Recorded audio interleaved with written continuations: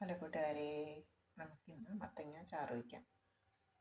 അപ്പോൾ നമ്മുടെ ഹലോ കൂട്ടുകാരെ, വളരെ എളുപ്പത്തിൽ നമ്മുടെ മത്തങ്ങ നമുക്ക് തയ്യാറാക്കാം. മത്തങ്ങ നമ്മുടെ പറമ്പിൽ നിന്ന് കിട്ടിയൊരു മത്തങ്ങയായിരുന്നു. അതാ നന്നായിട്ട് വെന്തുടഞ്ഞ് വന്നിട്ടുണ്ട്. നമുക്കിനി അരപ്പ് ചേർത്ത് കൊടുക്കാം. ഇതൊന്ന് പതുക്കെ ഒന്നതായി വെച്ച് പ്രസ് ചെയ്യുമ്പോഴത്തേക്ക് നന്നായിട്ട് കലങ്ങി വരുവേ.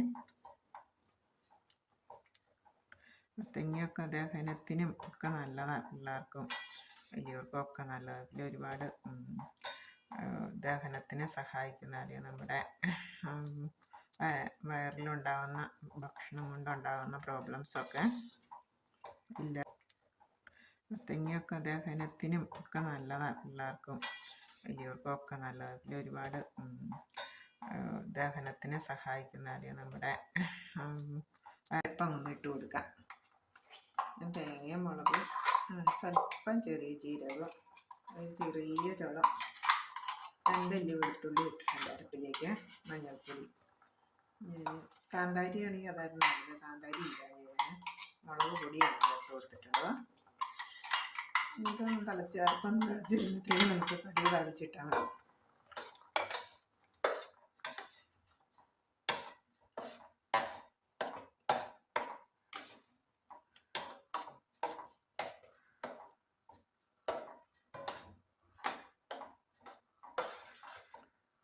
ഉപ്പിട്ടായത് വേവിച്ചത് കൊണ്ട് പിന്നെ പ്രത്യേക ഉപ്പ് ചേർക്കേണ്ട കാര്യമില്ല, ഉപ്പുണ്ട്.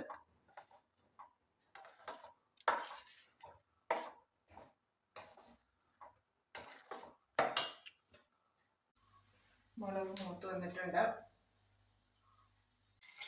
ഉള്ളിയും മുളകും കറിവേപ്പിലയും മൂപ്പിച്ച്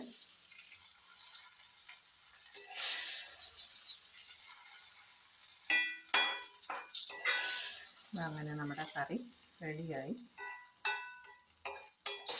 നമുക്കിന്ന് ബ്രേക്ക്ഫാസ്റ്റ് ദോശയാണ്. ദോശ ചുട്ടെടുക്കണം. ദോശയ്ക്ക് ചമ്മന്തി ഉണ്ടാക്കണം. അതാ ചോറ് വേവാറായിട്ടുണ്ട്.